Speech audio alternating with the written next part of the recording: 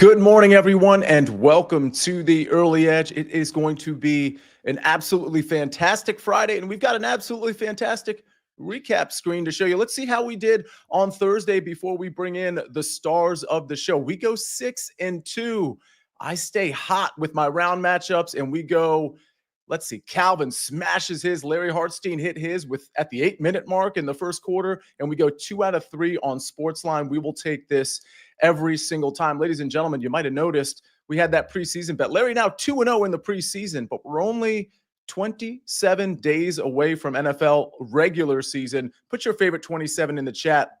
I got to get two things because we got soccer to talk about. We got MLB to talk about. Of course, we got PGA matchups to talk about. So much more, including all of your questions in the chat. Ladies and gentlemen, welcome to BPE Friday.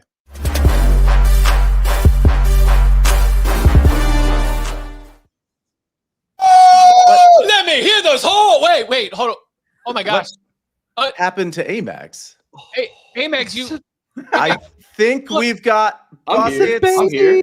I know we have Brasco. I know we have Chip. Amags, beautiful. Amags is you. amazing. What a cute Glow up.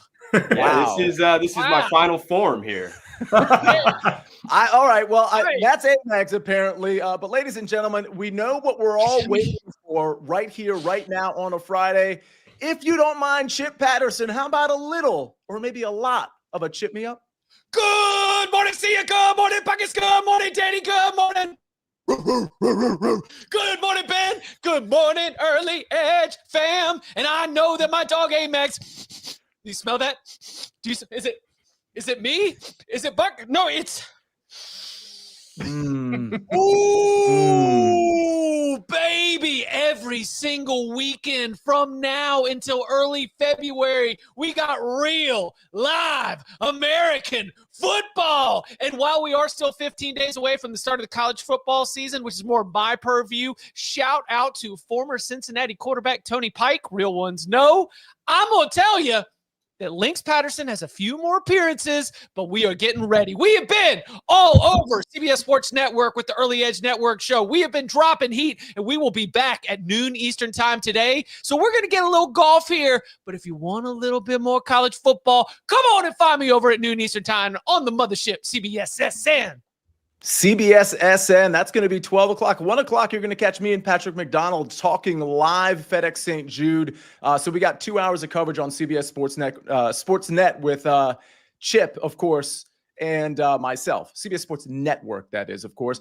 Buckets, did you take any offense to him just getting super excited about and I don't know what's going on with Amags, about American football versus just regular football? What's better, American football or football? See, I didn't hear a word you said. Do you see the little puppy we have on the screen? Are you kidding me? Oh my gosh, Amags, I've never loved you more than I do right now. I swear on my life, if that puppy goes away for the second on the show, I don't know what I'm going to do. Yeah, it's fair enough. That's fair enough. We got to keep what. Okay. Puppy, no. Still here. She's still here. If you could just go to your right just a little bit, this is going to be perfect. We'll leave it just like this for us here today. Amags, how you doing? And who's your friend? Doing great. This is my pup, Pepper. Say hello. She is a former seeing eye dog in training who had a little bit of a gimpy front leg, so they disqualified her from the program, but that made her qualified to be mine. So she's amazing. Well, she's now qualified to be our Early Edge family dog with Freya and so many other pets on this show. She's and what was her name again? Pepper, of course, because she looks like salt. So that's what we're doing. Yep. All right, fair enough. Danny Brasco, how you doing today? And what do we got? We got a big UFC weekend. I know we've got a big one in a week or two, right? Yeah, 319 in a week. We still have fights this week, UFC Fight Night. When Chip was doing his pick-me-up, I was wondering, is he hitting those NFL smelling salts that are prohibited for players to use, but teams are now, as of yesterday, not allowed to pass them out. So if you need to chip me up, you got your espresso, you got Chip here on a Friday, but smelling salts, good to go in the NFL, guys. All right. Yeah. By the way, Mark Buckholt says, I definitely thought Amags was a cat guy, although I will never agree with his sports teams, but the love for dogs is something I can always agree on. Do you take offense to him thinking you were a cat guy, Amags? You know what? I love all animals. Maybe a little bit of offense because I'm a big dog guy. I'm not a cat guy. I actually lived with a cat in right after college, one of my buddy's cats who hated me. So unless I was the only one around, then he loved me. But besides that, he hated me. Yeah. Earmuffs, prop stars. All right, let's get to some picks. We got a lot to discuss. Ian Lights Out is in the chat. Richard Pierre, Gipper's Picks, David Talk. So many of you we just met a few weeks ago at Yankee Stadium, but we're not going to start with baseball. Buckets, we're going to start with soccer. You got a couple of picks for the pitch. I do see it, and we're going to start with a Schein Bundesliga play, which I know you love pronouncing. Ooh, not a good start for me. Ooh. Let's talk about Nuremberg taking on Darmstadt. We're taking Darmstadt over 1.5 team total at -110. I also like Darmstadt draw no bet at -130 and money line at +130. Frankly, I think the books have this one wrong. Darmstadt has done such a good job in the offseason acquiring the big names they need as they pursue a desperate promotion. They had their season opener against Bochum, in which they beat them 4-1, in which we also saw an Isaac Lidberg hat trick. I think Darmstadt are the much better team. I do not care if they are at home or on the road. This team is going to be a wagon that we bet all season long. So just remember that name, Darmstadt. We love their team total in this first fixture. And then Sia, this is one of the few times in my entire life I'm able to kind of bond with guys like you and Chip and Danny and everyone. Birmingham City versus Ipswich Town.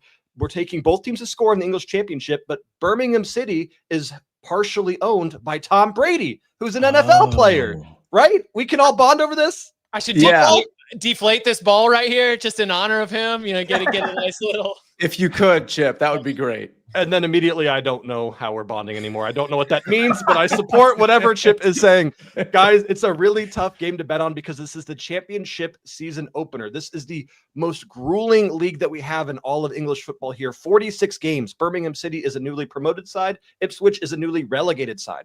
The important thing to remember here is that Birmingham City, in their entirety of their last season, 23 games playing at home, did not lose a single matchup. Yes, they're playing against sturdier competition, but they have so much money going into this club because of people like Tom Brady. I love both teams to score here at -110, but I could not pick a winner because I wouldn't be shocked if we do end up getting kind of a cagey 1-1 draw between these two sides.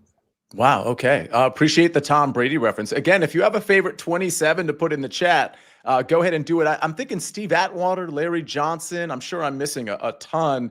By the way, I do want to mention too, when it comes to college football, Chip, you mentioned you're going to be on the network at 12 o'clock. We did an entire show with Chip, with Emery Hunt, Mackenzie Brooks, Tom Casale, Zach Simony. We did it 3 days ago. It's in your podcast feed and it's on this YouTube channel.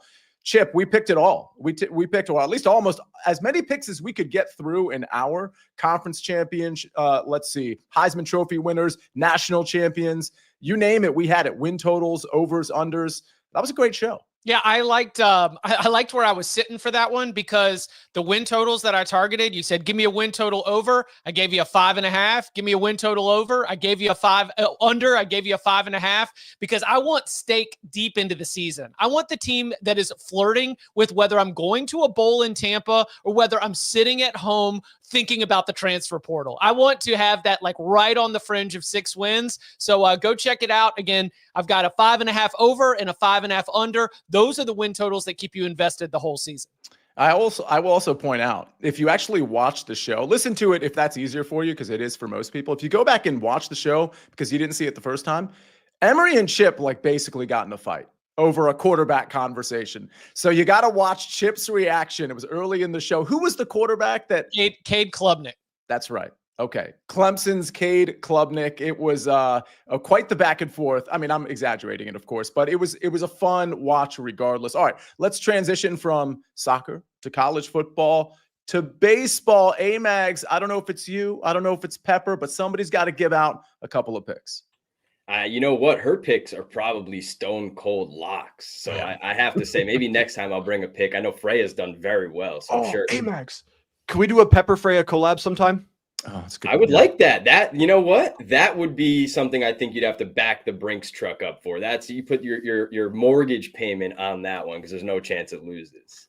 But you're right. There is some good baseball here too. Unfortunately, no day baseball. We usually like to see that, but got a couple of picks for you here tonight. The first one, I think you just have to kind of play and not worry much about. It's going to be Vlad Guerrero Jr. over 1.5 hits, runs, and RBIs. We're getting 1.5, and the conversation kind of ends there.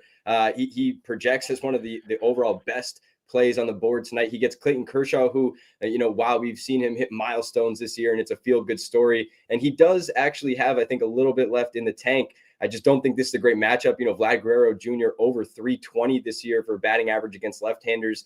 And, Clayton Kershaw, that fastball under 90 miles an hour, now actually getting under 89 miles an hour on average. He's not going to blow your doors off. So he's going to have to kind of finesse you a little bit. And I just do not think that that's going to work for the entirety of when he has to face Vlad here. Also in his, very small sample size against Vlad, never struck him out, 2 walks and a hit in there. So I think it's just a tough matchup. You're getting 1.5 for a guy on the away team that, really should be in a good spot against a left-hander here.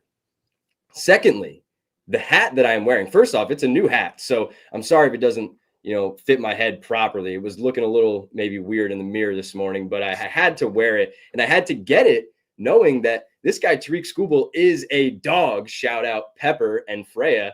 He is a dog on the mound, and he's going to be back on the mound here tonight at home. And I think when you look at this matchup against Mike Trout, a guy who is striking out, almost half of the time against left-handed pitching, it's really troubling. You look at Trout actually in the last, 9-10 games here, multiple strikeouts in 8 of them. It's really like 2 or 3 strikeouts at least every game for Trout. Just a strikeout haven for pitchers, and then especially those left-handers. Now you're going to give me one of the best left-handers in baseball, if not the best. And you're going to give me plus money for the first time he ever faces him to strike out. I think that this is a really good number at MGM, plus 125. DK's got it plus 110. So make sure you go to MGM. Great partners here. That's a solid plus 125 there. I think at plus odds, just have that one. And you know what? We've said it before. Go for the second at bat, the third at bat. If he keeps facing Skubal tonight, I will keep betting strikeout for Mike Trout. I love that, because we've seen that in action, Amags. When we went to that Yankees game, it was Claudia that was stepping up to the plate, if you will, and taking these strikeout and hit and home run. And you were taking the home run props as well. You've been making a little bit of money in our SportsLine Discord, have you not, on these particular plays? So these have been really fun. What's kind of unlocked them a little bit, I guess, this year is that previously DraftKings would set up, and they still do this, the plate appearance market, but it's only for the first few hitters in the lineup. So, if in this case, Trout does fall into that. So DraftKings has it at plus 110. But if you want somebody that's hitting 5th or 6th or 7th, you think it's a good matchup for a strikeout against the opposing pitcher, you couldn't get it on DraftKings previously. MGM is great. They're posting the lines for every single hitter. You could bet the 9th hitter in the projected lineup, well before the actual lineup even comes out. And they're always going to be, plus odds. I mean, you might find some that are really heavy favorites, which are like minus 110, but generally plus odds. So it's fun. And it's, you only got to hit a few of them. You don't have to have a great record on these to do well. So yeah, check out the SportsLine Discord. We're having some fun with these. All right. Big Cheesy says Ketel Marte over 2.5 hits, runs, RBIs at minus 110. By the way, we will get to the home run chart in a few minutes, but there was quite a few questions, baseball related. I want to go to Katie Taylor's first. Amags, she liked the Royals money line on the road in Minnesota. I believe it's Seth Lugo versus Joe Ryan. Any thoughts there? Plus money, of course, for the Royals. Yeah, I wouldn't mind taking a little shot at plus money, but I don't love the matchup against Joe Ryan. So that wasn't one I was really targeting here. The ones I was looking at tonight were like the Cubs on the first 5, the Brewers money line, even that. We had I think a question here about the Blue Jays, but even that Blue Jays first 5, I think is definitely gettable. I won't mention the Yankees as Jeff Stenberg wants me to. I'll stay away from that game. All right. Fair enough. Well, we, like I said, we are going to get to the home run chart in a little bit. In fact, we should probably get to it right after I read this. It's Big Fly Friday at BetMGM. Big Fly Friday now includes parlays too. You can now parlay as many home run hitters together as you'd like. And if one of the legs of the parlay hits the longest home run of the day, you will win a share of the $50,000 in bonus bets. No opt-in necessary. Token will be available to use on your home run hitter parlay or home run hitter straight bet. And you can choose one hitter per game.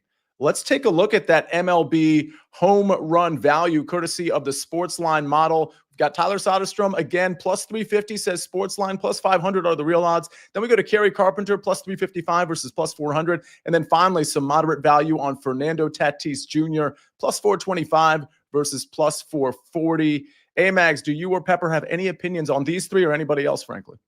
Yeah, I was just trying to look up Soderstrom here. So I was already looking at those lefties for the A's in Camden Yards against Tomoyuki Sagano, who's had trouble against those lefties and giving up home runs. So those lefties were already where I was looking. I like the plus 500 on there. So I'll go with Soderstrom here. And, Nick Kurtz, all those, even Lawrence Butler, I'll play those lefties. All of the athleticses. Yes, exactly. That's right. All right. Speaking of, I mean, what a great transition from Chip and from Amags, because we got a SportsLine pick. We're going right back to the A's at even money. This one courtesy of Bruce Marshall. Amags, any thoughts on this one? Yeah, I mentioned it to you earlier, right before we got on, that I looked it up. I didn't realize exactly how close the Nationals Park, where the A's just finished up a series, and the Orioles Park, Camden Yards, are. They're only about 45 minutes away from each other. So while, yes, the A's are still on the road, they have to travel to the next city, right? It's not really travel at all. They've been kind of rolling here. So after that victory yesterday, I think that I definitely would side with the A's tonight at plus odds. Yeah, I'm speaking a little out of turn, but it wouldn't shock me if they're staying at the same hotel. I mean, that's how close these places are. They certainly could do that and be kind of 25 minutes away from both. So there's absolutely no travel here between these two. So good look. Bruce Marshall's been pretty solid with these baseball plays. We'll take the even money here. All right, well, we got to get to, Danny, we got to get to your UFC bets. Chip, you have a golf bet that I absolutely love, and I'm not just saying that. I wrote down like 4 leans and a play. I've got the play to give. You've got a play to give. Danny's got 3 plays to give. We're going to cover it all right after this message from our partners. We need your sports news anywhere. We've got breaking news to bring you. Then get your sports anytime you want them. Big trade news overnight to discuss. Because we know you need sports all the time. A lot of movement in the rankings this week. A legend adds to their legacy. We're bringing you that breaking news right here on HQ. CBS Sports HQ, anywhere, anytime, all the time. We are back on the Early Edge, brought to you by BetMGM, the sports book born in Vegas. And Chip Patterson, Lynx Patterson, you've got a matchup. Talk to me. Don't let Ben Griffin get hot. Oh, man, do not let Ben Griffin get hot. So occasionally in this space, you hear us talk about looking at a round 1 putting performance and thinking like, that might regress to the mean. But what if that's what Ben Griffin does? What if that's what Ben Griffin has been doing all daggum summer on this absolute heater as he's been tearing up through the golf world? Now, this is his 3rd time at TPC Southwind, right? So that he has been here before. He's gotten a feel for where he wants to play, and he was absolutely lights out on the greens with the flat stick, gained more than 2 strokes, rolled in a couple birdie putts, and really, after a rocky start, settled things down with a tremendous finish. Now, I've got him minus 115 against Harris English, and Harris English has also had a terrific 2025. We remember him runner-up at the Open Championship. We remember him runner-up at the PGA. I mean, the guy hasn't missed a daggum cut in like 12 starts. It's been all the way back to March, but I do think that when you look at how he comes back stateside, the ball striking wasn't quite there, and that's been kind of what's been his secret sauce over the course of the last month or so. I like Ben Griffin to keep this hot streak rolling. So without having to lay too much juice, I love this head-to-head against HE. Ben in the control room says, love a little daggum on a Friday. It must be college football season. Well, ladies and gentlemen, I like that pick as well. And I'll get into my pick in a second. I want to point something out because I don't want to forget to say this before we get to Danny's picks here. Ben Griffin. So if you watch the early wedge, you know I bet Tommy Fleetwood in the without Scotty market. But then I also bet, unfortunately, Victor Hovland and Sam Burns in the without the big 4 market, right? So that's without Tommy Fleetwood, without Scotty Scheffler, without Xander Schauffele, who's having a middling tournament, and who was the 4th? There was a 4th one in there. Who am I? Scotty, Justin Thomas, of course. You can get Ben Griffin right now. And Chip, I wonder how you feel about this. You can get Ben Griffin right now at 14-1 in without that big 4 market. So what you're basically doing, because I don't think JT or Xander are going to come back and win this thing, but Fleetwood and Scotty very well could finish 1 or 2 in this tournament. So you can get Ben Griffin right now at 14-1 in that without big 4 market. Is that a good enough, a palatable enough number for you, Chip, to sprinkle on? I am so uninspired by everybody but Fleetwood in that big 4. Yeah. I might just go outright. Like if I was taking a bite right now with Tommy Fleetwood's closing history, like I might. Well, what about Scotty? Would you do it in the without Scotty market? Yes. Yeah. Okay. So without Scotty, but not without the big 4. No, I agree with you on the Fleetwood part. The Fleetwood and like you said, Xander, like kind of a little bit middle of the road. Justin Thomas, I would take Ben Griffin especially. So maybe in just the without Scotty to make it a little bit juicier. The way Fleetwood finishes second behind Scotty, by the way, and that's my bet at 18-1 from the early wedge. It was one of 3 outrights there. Is if Scotty has such a big lead on Sunday that Fleetwood doesn't feel the pressure of actually having to win the tournament. He's so far behind, he just plays his Fleetwood game and, has a 3 under par Sunday and we call it a day there. So that's kind of what I'm hoping, that Scotty actually runs away with this thing. But go ahead, Chip. Are you concerned at all about the soft launch of Tommy's left-handed journey? Yeah, that was weird. Yeah, for those who haven't seen, Tommy Fleetwood at the beginning of the week, at the beginning of the playoffs, releases a viral video about how he's trying to break 100 left-handed. He is a right-handed golfer, but it showed him at the driving range, working on left-handed shots. And at first they were bad, and then they started to get better. But if I'm a bettor on Tommy Fleetwood, the last thing I want to hear is that you're putting in work left-handed. Now, I understand that could have been shot months ago. This could be part of a viral campaign rollout. But vibes-wise, I would just, I don't know. I don't know if that's where we need to be turning our attention to right now, Tommy Ladd. Yeah, Thomas Mickles.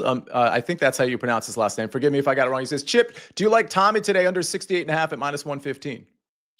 Have you checked the weather? Everything looks pretty strong, like standard to me. Like the course is relatively receptive. Winds are relatively down. Yeah, because that'd just be 2 under. Like, I think you could do that. Right. Sure. Yeah, I think you could do that too.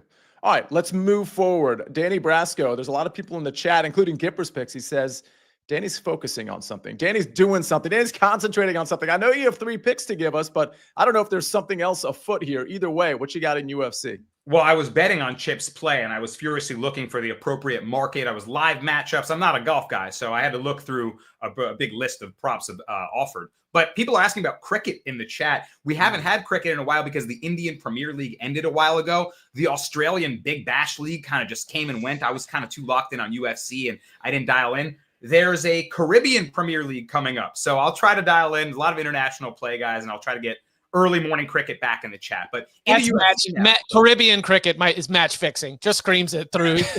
Yes.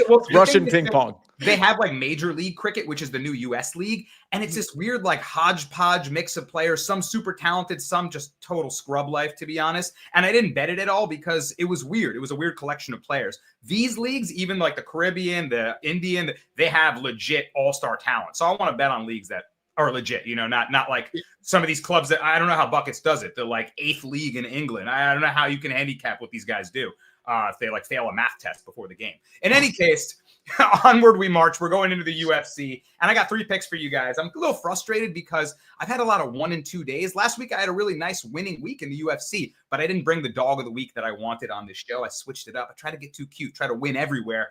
I'm coming with 3 winners. Let's go, guys. First off, this is the second fight of the night. Dial in early. It's Gabriela Fernandez, and I'm taking her to win the fight inside the distance, knockout or submission. She's facing Yulia Stoliarenko, and just straight up, I don't think Stoliarenko is UFC level. She's one of these fighters that's armbar or bust. She needs to get the fight to the floor. She needs to isolate your arm, and she needs to just try to rip it out the socket.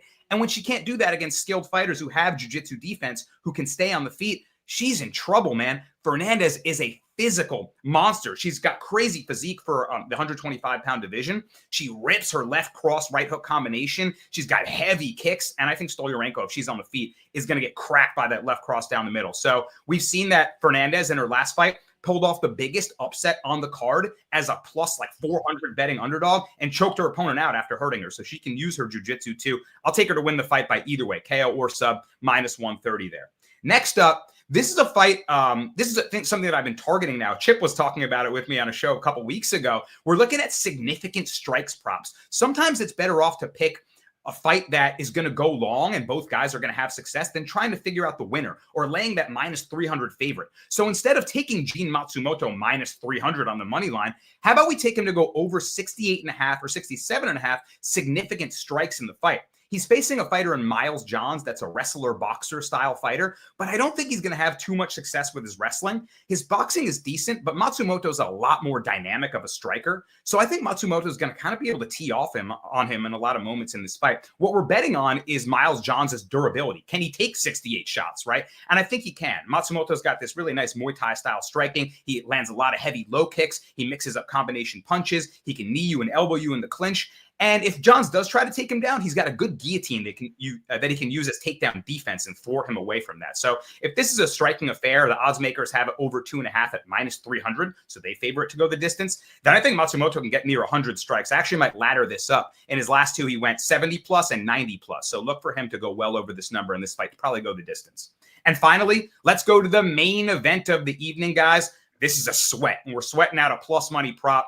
I'm taking Anthony Hernandez and Roman Dolidze to go the distance at +170. This is a 5-round main event, middleweight affair, and it's going to be a sweat because Anthony Hernandez's fighting style is straight up to drown you. He pours the pressure on. He weaponizes his cardio, the chain wrestling, the dirty boxing. He's always in your face and just making the fight ugly, making you unable to breathe and really just get started. He's almost like the Merab Dvalishvili of the middleweight division. He's facing Roman Dolidze, a Georgian striker with heavy hands who also has jiu-jitsu skill. And he's never been stopped in his pro career, guys. He's been hurt real bad. He was on death's door in a majority decision loss to Nasruddin Imavov, but he survived to the final bout. And that, I think, is what takes us here. I think both guys have the cardio for 5 rounds and the toughness to make it the distance. I think both men are going to be bleeding something nasty. You know, Hernandez is very good, but he's quite hittable. So Roman Dolidze can definitely get hands on him. I think both guys just trade damage, and Dolidze survives in a loss to the final bell, and we get a +170 prop. So give me the distance, give me a sweat, and give me 3 UFC winners for us this weekend, guys. Let's go. I feel like when I'm listening to your takes, like it's like The Rock, when you finish watching a Rocky movie and you just want to go out and spar. I feel like I worked up a sweat just from listening to you. I love it, Sia. And usually while I'm speaking, I'm fighting my wanting this to shadow box. Like if you see me in HQ when I had the studio shows, I'm throwing hands on the desk. I'm like, yeah, he's got a great run. My microphone came out of my ear. I'm like, Danny, chill out a little bit. Oh, go ahead, Buckets. Danny, you almost got me in trouble. I was on the Glazzo network the other day doing the morning show, and I gave out a bet, and one of the guys goes, Buckets, I really don't think that's right. I disagree with you. And the camera went back to me, and I was doing this, and I was like, you know what, Nico? I'm sorry. No, you're allowed to disagree with me. This is Danny. Not allowed to threaten. We're good. We'll move on. Ooh, a Nico Cantor Buckets rivalry. I don't want that. I don't want that. That's something we all need to see. Let's see. I've got a golf pick to give. I will mention that after I give out that pick, there's a bunch of questions. So we'll go around the horn before we get out of here for sure. I'm going to go with my guy, Jacob Bridgman, -110 over Ryan Fox. I mean, you know, if you watch the DFS show and Best Bets and Live Chat show, you know, I was bringing up Jacob Bridgman a lot, especially in the context of DFS at 6,300. He was practically min priced. And what I like about Jacob Bridgman is kind of what I liked about him early in the year when I was taking him in a lot of markets. He's first of all, can be a really hot putter. He can be really good with the long iron play too. The problem with Jacob Bridgman typically is he's not going to keep it in the fairway off the tee. But what I'm noticing last week and yesterday is he's finding fairways. And I do think that's a concerted effort to maybe club down, maybe bail out in the right spots to make sure you're in the fairway, because that's what you want to do at this particular course, TPC Southwind. So I trust Jacob Bridgman's going to find fairways and he's going to get hot enough with the putter. What I cannot trust for Ryan Fox is that he's going to find fairways, because he found practically none yesterday, and he's been in really bad form lately. There was a stretch where Ryan Fox was straight up a good ball striker off the tee and with the approach play, but that was a spot that was some time ago. That's not the spot right now for Ryan Fox. I think he's a good golfer, but I think he's in bad form, and I think Jacob Bridgman is a dog here because it's -110 versus -115 at most places. I think he's a slight dog here, even with him, because he doesn't have the name recognition that Ryan Fox does. I think this should be flipped. I think Bridgman should probably be like a -120, -125 favorite, and he's not, because people don't really know who Jacob Bridgman is, or they don't appreciate how he's been playing recently. So give me Jacob Bridgman -110 over Ryan Fox. And I will say this, the Ben Griffin play, and my play starts at 12:30. I think Chip's play starts at 135. 127. Yeah, Yeah, something like 127. 130-ish or something. Griffin was one of my leans over English. I have two other leans that I'm going to give out. These are leans. These are not official plays, but I just want to impart them on you. Kirk over Finau is a slight lean. Of course, we cashed that yesterday. But Cameron Young over Shane Lowry, I think, is a lean that might be worth taking. Cameron Young was really bad with the short game yesterday and the putter. We saw just last week on Bermuda Greens, he was great in that department. So I don't expect that to be the case today. And his ball striking was great. Lowry's wasn't so much. So you're getting -110, -115 on Cam Young over Shane Lowry. I kind of like that as well. Again, leans are like in poker, you're limping in with like King 10 offsuit. And you really hope nobody pre-flop raises, because then you might have to duck out and you start asking yourself when somebody pre-flop raises, why did I call the blind in the first place? This wasn't a good enough hand. Maybe you're in early position. Anyway, I'm torturing the poker analogy here, but the point is leans are what they are. They're not full unit plays by any means, but I do like Jacob Bridgman -110 over Ryan Fox in a pretty big way. Go ahead, Brasco. I love that poker analogy too. Obviously, sharp poker player, you can tell Sia is. I believe Rick Funcannon asked me if I had any preseason bets. And I just wanted to say the way I'm betting preseason is I like the first quarter overs. Larry Hartstein hitting that one yesterday. I went and just did that for +110 in the Bengals-Eagles game right away because I'm thinking, hey, the first team's on the field in the first quarter. Let's go. Let's get some points. So if I'm playing preseason NFL, I'm not picking sides or trying to venture a guess at who's coming out more serious or with a real game plan. I like first quarter overs. And then what I did is the third quarter all to under 7.5 points. Typically, when those second stringers or third stringers come out, you're going to see that line go to 6.5. I'll just bet that the third quarter and the game starts to tail off scoring wise and that it's really preseason football. So if I am betting it, I'm betting it live like that. But don't wager too much on these preseason guys. Q1, Q3 totals, that's about it. Nothing too wild. That's good advice.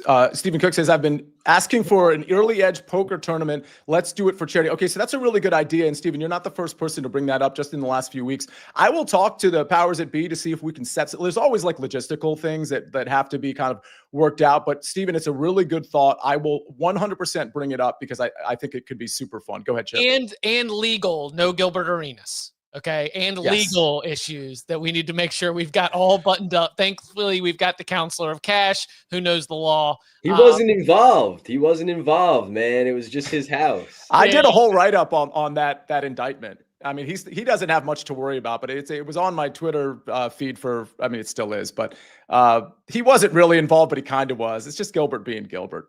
Nothing. No chill Gil. No chill Gil. No chill Gil. He's a personality for sure. All right, let's get to some questions here. Snug the Cat Buckets has a question for you. Ipswich over 1.5 team total is +165. Your thoughts? I don't like it. I think this game ends 1-1, and I'm staying away from overs. It's just the first game back for the season of play. Both teams want to start on a high note. If either team goes up 1-0 early here, I think they're going to park and just try to drag this one out. I would stay away from it personally, but it's Snug the Cat, so it'll probably hit. Fair enough. David Talk says Amags D-backs over Rockies run line. Any thoughts there? I actually this morning, as I was looking at these games, I thought that, you know, the Rockies might have a nice little shot here at a pretty big price on the money line. So I think I might bite a little bit on the Rockies money line. I'm not going to back Zach Gallen. I will say, if you want to back Zach Gallen, we've seen year after year, you want to do it at home. Against, of course, this is a weaker opponent. So I could see him doing well, but I really have no reason to be backing him right now. All right. There were people asking me, we'll get to some more questions in a second, asking me about the Grillo play over Kevin Yu. I would probably stay away from that. I think it's fine to play it. I still like Grillo over Kevin Yu in general, but it's not that we got lucky. We probably should have pushed, but then Kevin Yu put one in the water on 18. I'm not super inspired by Grillo's play. He hasn't been super great with the ball striking or as good as I thought he would be. And Kevin Yu is a pretty good ball striker. So I'd probably stay away from it, but I certainly would lean right back to Grillo there. Buckets, we taking Norwich, Millwall, both teams to score. It's -105 right now.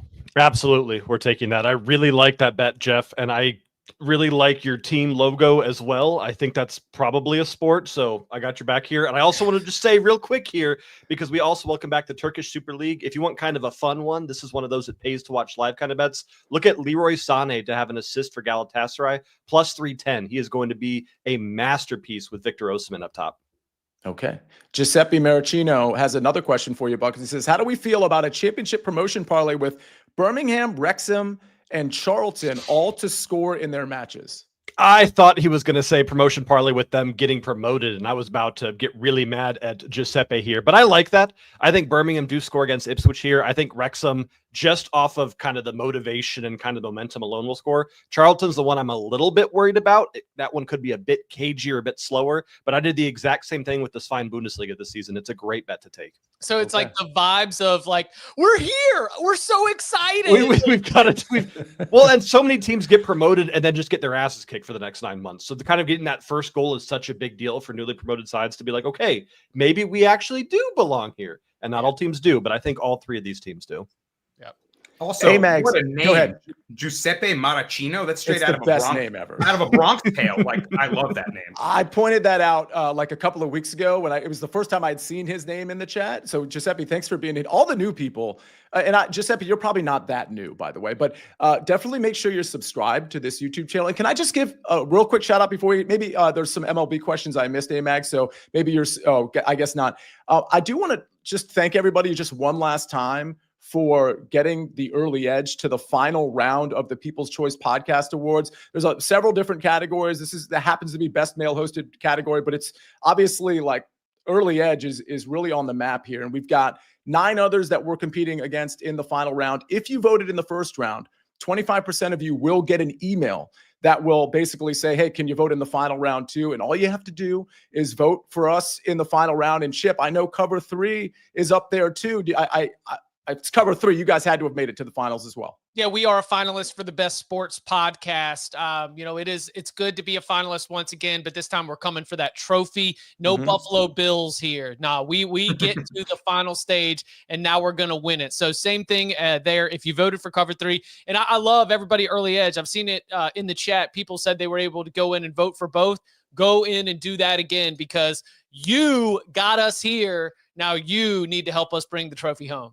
It's, by the way, some people have messaged me saying they've gotten that follow-up email. They got it like 2 days ago. So you might get it in the future, but you might have already gotten it and you might have missed it. Maybe you thought it was just like something spamish or something like that. It takes even less time to vote this final round than it did the first time. So we're talking 15 seconds. Go ahead, Buckets. I got the email. It was in my spam folder. Since you said that, I want to check. So maybe keep an eye out for that. If you've got any kind of filters on it, might not let that through right away. I love that Buckets was in the 25% that got the email. We got that vote locked in. Okay, Buckets, really good advice. Again, it's from the People's Choice Podcast Awards. Search your email. Just make sure if you took the time to vote the first time, please take the time to vote the second time and maybe search your email to make sure that you got it. Brasco, were there any? I saw Gipper's Picks was in here. Was there any other UFC comments or questions that you needed to respond to? Well, I just thought of, if you guys watch the show Always Sunny in Philadelphia, there's an episode where they go on Family Feud. And one person in the mall was actually one of the characters, Charlie, who was playing, and he's the one answer out of 99 that gives a crazy, unique answer. I think that's Buckets. Buckets is like the guy that gets interviewed and then goes on Family Feud. So it's a perfect Charlie Day moment. I see that. No, not too much more. I mean, it's an interesting fight card. It's so many heavy favorites, guys. Like, I really wouldn't recommend just parlaying all the minus 400s. It's still a cage fight. It's the small octagon, so less room to move around, more violence. We saw everyone said, well, there's no one good fighting last week. One of the fights of the year last week. It was an incredible card. So don't sleep on it just because there's no huge big ticket names. It's going to be a fun fight card.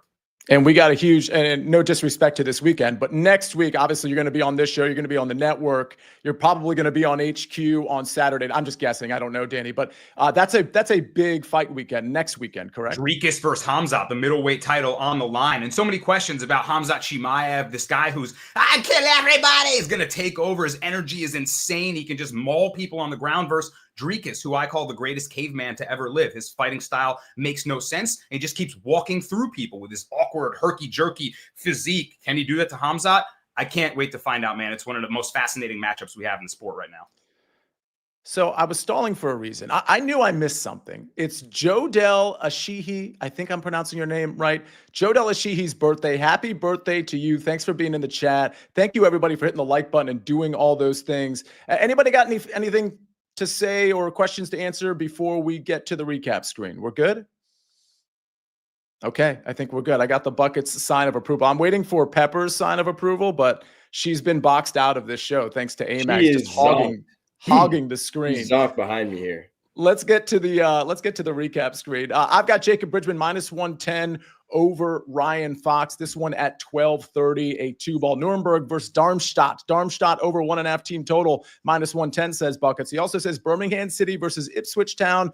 Both teams to score, -110. FedEx St. Jude Championship, another round 2-ball. Ben Griffin, I endorse this one as well. This one is from, of course, Chip Patterson. Ben Griffin, -115 over Harris English. Then we go to baseball. Vlad Guerrero Jr. over 1.5 hits, runs, RBIs at -140. And then we go to Mike Trout, first plate appearance, strikeout, +125. Finally, we go to UFC. Gabriela Fernandez by KO TKO sub, -130. Matsumoto over 67.5 significant strikes, -115. And Hernandez Dolitze fight to go the distance, +170. I got the thumbs up from Brasco. I think I did okay on that one. We're going back to the A's. They've been, I don't want to say a cash cow, but we've certainly been riding them a lot lately. We got them even money today. Athletics money line, that one courtesy of Bruce Marshall. And then, of course, our home run plays. We got Soderstrom, Carpenter, Tatis. Those are the SportsLine model inside the lines, top MLB home run plays for a Friday. What a great Friday. What a great show. We introduced Pepper to the crew. Christian Hastings is trying to close the show here. I do want to thank, before we do that, Chip Patterson, Danny Brasco, Buckets, Amags, Ben, managing the show behind the screen and sometimes in front of the camera. Buckets, you want to take Christian Hastings' job and close the show here? Christian Hastings, I'm glad you know the law, because I know the law that you know the law to subscribe, Sia. That's wrong. We rest our case, folks.